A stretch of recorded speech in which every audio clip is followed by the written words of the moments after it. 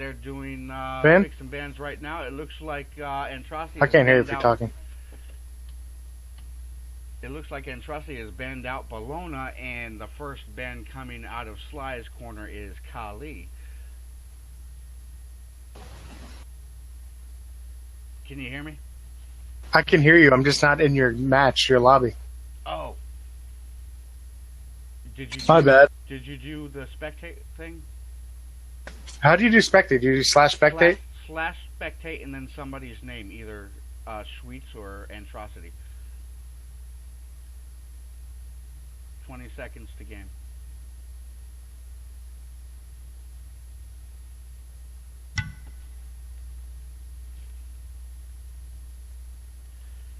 Alright, and now Mercury's been banned out by Sly as well as Kronos by Antrocity. These are some of the top gods. Bologna is often in Clan Pandorum Gaming a gentleman's ban, whereas people don't want to deal with Bologna's bullshit, so they just ban her out and let that go. Kronos has been a regularly played god within the clan, and not surprising to see him banned out. Artemis picked by Antrocity, and now we're waiting for Sly's pick. Now remember, based on how we're doing this, we should have done a different way. We also honestly should have done blind pick, and they just tell us who they're picking. It makes it so Schweetz could right now counter match up Artemis. I don't think she will. But I'm just saying she could, just based on how we did this game. Hebo. Artemis Hebo. That's going to be an interesting matchup. Hebo, kind of a weak god, usually played as a glass cannon, but he is very, very powerful early game. He hurts. And Artemis, she hurts as well, but that's towards the mid-game, late game. She's got to be built up really quick to get all that damage in. But we do know that Antrocity is pretty handy with that 3-shot of his. Definitely. He's great with his 3. And another thing, I've been playing with Zen for years, like I said, for years. We duel in a lot. I main support. He was an ADC for me just to help me out. He's really good with his traps. He knows how to place them. He knows where to place them. And that's huge on Artemis, especially against a Hebo. Hebo is going to try to be fast, go left to right, try to block Artemis's 3 as best he can. But number one thing is he wants to block Artemis's auto attacks, especially late game. Hebo will kill Art in roughly 3 to 4 hits, while Art can kill him in about, I'm going to say about 2 to 3 to 4 hits as well. The difference is, of course, Artemis is auto attacking, Hebo isn't. One of the big things about Hebo is every ability he gets more magical power. And that's something you have to use as your advantage. Hebo is my number 1 jouster. I love jousting with Hebo just because how you build his passives fast is you attack the wave and then straight attack Artemis. You kill the wave, you have those 3 stacks of your passive, then you attack Art.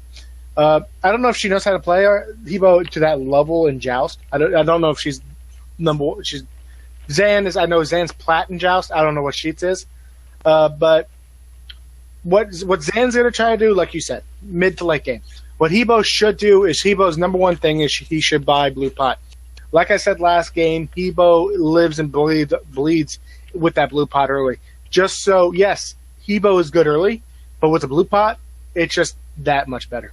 Yeah, that's what Schweetz is going to have to do this game. Just like last game, Thanatos getting way ahead in levels, hitting those buff camps early and taking out Sly whenever possible. I think that's exactly the strategy that Sly is going to have to use against Antrocity on Hebo today with this game. Going to have to get out there early. If the kill opportunities are not there, then break it off and take care of those buff camps. That's going to get her the experience to get her the levels quick, because once Artemis hits that stride, say 3 items, probably. 3 to 4, 3 to 4, yeah. 3 to 4 items, but I think more so by the 3rd, depending on the build he uses. Yeah, that's when Artemis can get online, and Hebo is going to have a lot of problems. Definitely. Looks like we're about to join the game right now, ladies and gentlemen. The number 1 thing we need to know, like I said, what are they going to build? Is Hebo going to go that blue pot? I know Art. I think he's going to go red pot just because of how Zan plays. He plays very aggressive. And it's actually pretty good on mesh just because you have very bad early clear, especially against Hebo. That's exactly what Hebo should focus on early. He shouldn't focus on kills. Wait till 5. Wait till you have that ult. Hebo ult somewhat counters Artemis's ult. People need to know that. Once he does boar, you just ult. You're going to do the damage, and Artemis is going to be low before he can even start hurting. She is going blue pot. Smart decision, as you said. She's thinking about that. She probably took a note from last game when Dan was taking that red pot early, and she knows that she's got to do the same thing here. She's getting that starter item, Vampiric Shroud, so it looks like she's preparing for the long haul. But yeah, she definitely minions have spawned. Strategy. And of course, with Antrocity on Artemis, we know that he basically uses the same type of build with very few variations when it comes to ADCs. So we know that he's gonna get that Iqbal, and then he's gonna go into some crit strike early, and that just works with passes. Hebo's smart right now. Good. That was about exactly what I was going to do. Is what she did. Kill wave. Artemis's wave clear is bad. But one thing I want to mention early game is I like Zan waiting. I don't know if you saw this. He waited to use his red. And the reason you do that, of course, it lasts longer. Duh. But the main thing is you don't need mana pots early. You know, especially as an Artemis. You have Bluestone and you have that mana buff. You don't really need mana. You know, you don't need that blue. You don't need mana pots. He waited and then used it near the end, right when he got in lane or right when he started the buff. That saves a good, 10 to 15 seconds with that thing. If Artemis is smart, which I don't know if Zane realized this, there's no really way you could. Well, I guess you could because Hebo has both pots. Is you'd wait until you're about 15 seconds left in your pot and then attack. But that, like I said, getting the most out of those pots as possible. When you're taking damage, those pots aren't going to do anything. It seems like it does a whole lot much for you when you're staying back, letting it do its work, and then you go in. So yes, definitely good strategy. Pro strats there, buddy. Pro strats. Number one I see so far is Zan's more going for the poke, while Hebo is more going for the wave.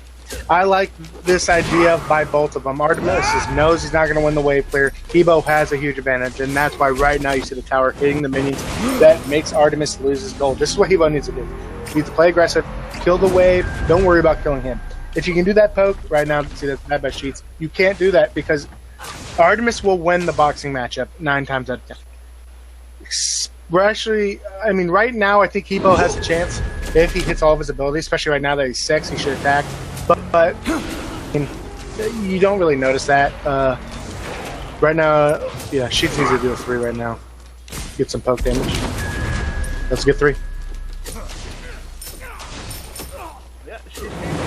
Let the waters rise! Hebo than she did Alquan in the last game, so definitely I think she's looking more comfortable. She's getting that poke in. She's taking care of the wave clear because she needs to get that over him. However, she does need to watch out because he is hitting that 3 shot every single time. He is hitting it. He has not missed What beautiful play by Schweetz. Like I said earlier, Hebo counters Artemis's ult. Bait Artemis to ult. Your ult will hurt Art, plus killing the boar, meaning Tusky does nothing, Artemis can do nothing. Great play by Schweetz. Agree with that.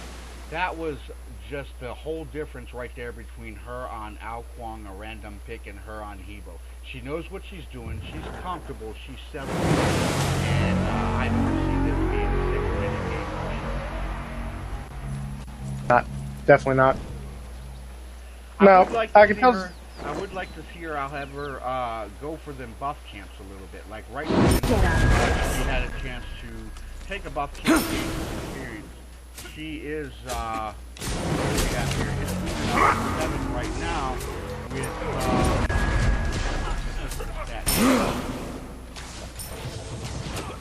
so everything's going her way. not by much. She's got a 400 lead in XP and a 400 or a 600 lead in gold, so it's not much of a lead. And at this point, even though she's getting the waves, Antrocity is making up the difference. Number one is last hitting. See how Hebo's going aggressive now, and this is not good for Hebo. Good beads, though. I gotta give her credit. That was good beads. Gosh, she missed her one. But so did Art. Oh. Right there, guys. Her problem is she missed that first one. Hit that first one, like I said, your ability power goes up. Her passive went all the way down. She's not going to be as much damage. Survive this engagement. No! Antrocity takes out Schweetz. Alright. Alright, guys, we're back. Technical difficulty.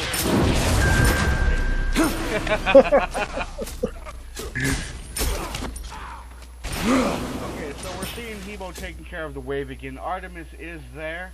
And they're just kind of passively circling around each other right now. Doesn't look like either one wants to engage the other. Artemis is starting to pick up, though, and getting that damage. Hurting Hebo really bad. So, I know that she's got her dev gloves online, worked into her warrior top. And Hebo's got the shoes of focus and artifact. Going into what would be No! Right now, looks like Hebo might go Chronos Pennant. Yep, she did. I don't get that build. As Hebo, you do want cooldown a little bit, especially on the cooldown boots, maybe. Or, I'd actually probably switch it. I'd probably go Magi boots into Chronos Pennant. Because the main thing about Hebo is, it's not that you hit your threes, it's not the fast ones. Because your one is fast enough. It's like, what, every 3 seconds, something like that? Hebo, you need that power. You don't need cooldown. Because you want the power to be able to poke and hurt Artemis. You look at Artemis, he's going full power belt. Lifesteal plus warrior tabbing, not ninja tabbing. He gets that in Joust. You don't care about cooldown. You care about damage. Water's right! another little matchup here in the side lane as they were each taking their buffs. Eagle getting the short end of the stick as Antrocity. Let the waters rise! You made a mention earlier I've got to be about more careful. the difference between the fact that Evo needs to use up that mana while Killing Artemis spree! uses the auto attack when her mana is used up. I think this gives her a bit of an advantage in the matchup, even though that Hebo is strong early. Hebo is a bit limited in what he can do, while Antrocity can continue to fight as long as he has the health, as we just saw there. One thing I didn't see from Hebo, I don't know if it's down, it doesn't show it down. When Artemis used her boar there, oh, she actually didn't use boar. See, one of my things in Joust is I try to make it the best I can that if the other guy does not use his ult, you do not win the fight. You get what I'm saying? Exactly. You see a little. Water's right! If you die and your ult is still lit, then you've done something wrong and you deserve to die. Same exact thing in Joust. It's same exact thing in Joust. I don't know if you noticed, but look at Hebo's ulti did not that much damage to Artemis. Not nearly as much as it should. And the reason is she has Vampiric Shroud, Boots of Focus, Chronos Pendant, all cooldown, and then she's going Steel Mail. Vandal, I don't know, but from my personal experience of playing Hebo, like I said, Hebo's my main jouster. You want to get power, and she just doesn't have the power to contest Artemis. No, she definitely didn't get that early game power, and the Steel Mail is interesting because she's not going to get close to Artemis. So that leaves out things like Breastplate of Valor. I mean, she's got full cooldowns right now. She wouldn't need a Breastplate of Valor. She doesn't need Mystical Mail because she's not going to get close. The only thing I could see, I mean, obviously she's wanting some physical protection, but the only thing I can see that she's doing is hiding an Union Line to get 20% of that damage back on Artemis. Yeah, I agree. I completely agree. It's not a bad choice. I usually wait till my fourth item to do that, my fourth full item to do that. I do that too against ADC, and it's a huge counter to ADCs. High as Enemian, as much as it sucks in Conquest, which is bad in Arena, it is great in 1v1 jousts, only against ADCs. And right now, though, yeah, at least she got that part. She got past that part. Yeah. The point of it is, like I said, she right now doesn't do enough damage. Artemis has 10 in the Executioner. Has attack speed 10 on the Executioner. Has a lot of warrior. Has a lot of physical power.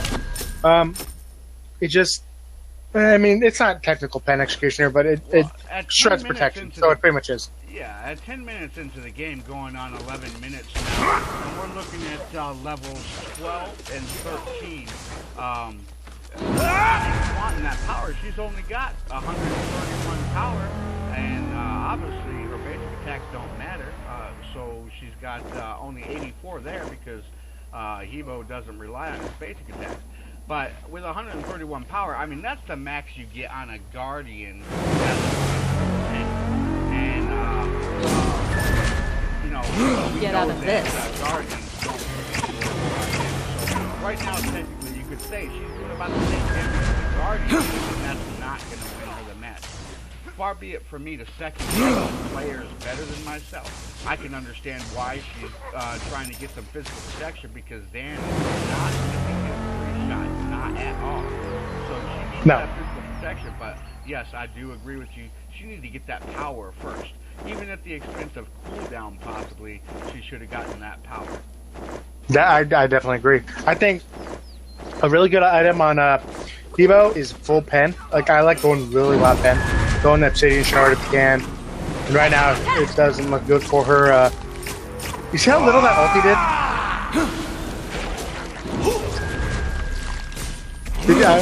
Did you see? Yeah, there's Wanda. Stuck in there. And again, we're going to get a surrender from Schweetz and Antrocity, pulling that one out. It wasn't 6 minutes, it was 2 times 6 minutes for the end of this game. So, maybe if we have a third game, we'll get a full game in. Maybe. I think actually I think I'm fading Sheets next time, and you're going to get Atrocity as your fellow caster. Okay, but well, I can do that. I think that's what we've decided. Maybe make it a little bit more competitive. I think Zan is better at jousting me. Don't tell him I said that. But I'll cut that part out of the recording. Thank you, man. Thank you, man. But I think definitely the problem in this game is the lack of magical power. Like you said, Artemis. Okay, think of it this way, right? Physical power, your max is 400.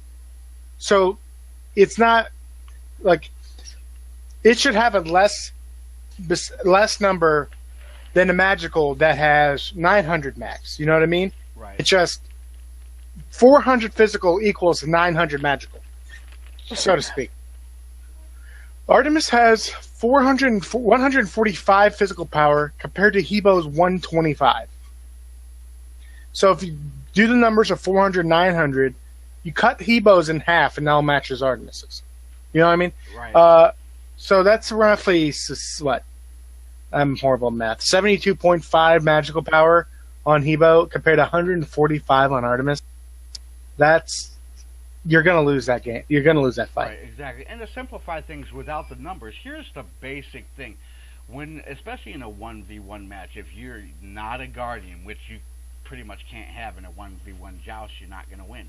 But what makes a Guardian survive is they're stacking physical protection on physical protection on physical protection. They're ending up with near 200 or more physical protection. Well, you know, going into the mid-game, late game, with Artemis building her build, Hebo having hide an Enemian line is not going to be any kind of difference maker. He's going to punch right through that with his penetration off his Executioner. Right now, we're going to actually add the two people into call. Talk about their opinions. Yeah, let's get some. I don't know about you, Dan, Yeah, it's Zan, Blade, whatever. Atrocity. The number one thing that I saw that really affected that game, I think Hebo got you early game because, let's face it, that ultimate was beautiful. Destroyed your boar and destroyed you at the same time. I don't like Tusky just kind of sat there. Like, I don't know what happened. Well, she Just ulted, sat there. it doesn't He count. sat there. Yeah. No, see what it was I used Tusky like when she was like right at the edge, so she got out of range and then ulted back onto me. But then after the ulti, Tusky was just like, nah, man, I ain't touching it. But I think the main reason you won that match is the builds. If you look at Hebo's build, she went cooldown booth into Chronos Pendant into Hide of Mimian, meaning you're not going to have any magical power. Now, this is just my build. This is just my opinion because, like I said, Hebo is my main league god, league joust god. So what I would do is, like, my personal thing is I would build magical power early. You don't need cooldown boots on Hebo because your one is fast enough. You know what I mean? That's, like I said, personal opinion. Not saying she's wrong, but I'm saying, like I said, you have to build magical power against an Artemis because if you think about it, Artemis is at the end of that game I showed us than this had more physical power than Schweetz did magical power. Which, if you base it on what the max number you can have, which magical is 900, physical is 400, you pretty much should cut her magical power in half. So she would have like 72 and a half compared to 145 from you. You can just do the math. Right, and honestly, both games, even though ended early, the stats were not very far apart from each other. Even though it might have seemed like it was a lopsided game, either of those games, we noticed that the stats, like in this game here, player damage is only less than 1,000 difference. So, I mean, the game was pretty even, and we discussed this, and we felt like, compared to last game, Sly had really settled into her role with this god. She knew what she wanted to do, and she was doing it at the start of the game. Clearing those waves, she knows that Hebo's going to take win the lane every single time, so she was clearing those lanes as you were backing up and letting that happen because you knew that she was going to win every time. But we think that she needed to be a little more aggressive early, get that power on her build, and take you out because as Artemis builds up, Artemis is going to become unbeatable in this matchup. Well, I wouldn't call Artemis unbeatable in the matchup. Like, a huge weakness for ADCs is their dependency on lifesteal. And with the introduction of Shield of the Underworld, if you build a Hide of the Nemean as well as that, it's going to really hurt the ADC. Plus, she could have gotten into her Breastplate. Like, Breastplate of Valor with Hide of the Nemean would give her much needed cooldown for her abilities, let her use her 3 more often. And that would also give her enough physical defense combined with Hide of the Nemean that she could take the hits to hurt me if she were to activate Shield of the Underworld. It would really hurt my boxing ability. I don't think that Artemis would have been unbeatable. Like, I don't think there's really... If your name isn't Kronos, you're not unbeatable in 1v1 just because you can counter build. That's why. I agree. Although using the Breastplate of Valor option with the Hide of the Nemean Lion, she would have overcapped her cooldown, so she would have probably Yeah, instead of Chronos Pendant at that point. I'd get Magi Boots. That's my personal opinion. I think Magi Boots is better in Hebo. Just because, like I said, early game you want magical power, just because your 3 can poke harder, and your 1 will poke up. You know what I mean? And you want to clear the wave fast, because your one advantage as a Hebo against Artemis early is you can kill the wave a lot faster than Artemis can. Artemis has to use her 3, which is her main damaging ability early on, to clear wave. While, yeah, you use your 1, which is your biggest ability, but you get it back every, 4 seconds? Antrocity? Or Sly, what's the cooldown on Hebo's 1? Is that 3 seconds or 4 seconds?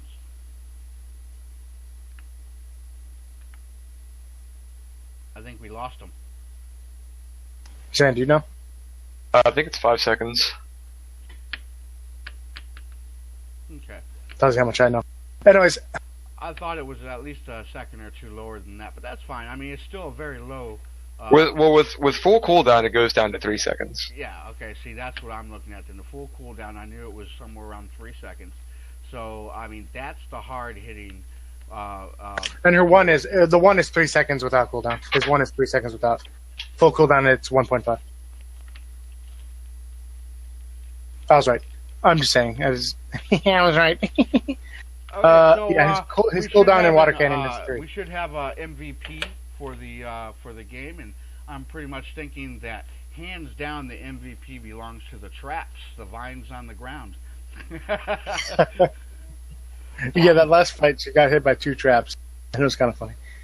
But I think next game it's either going to be me or Zan or me or Sly.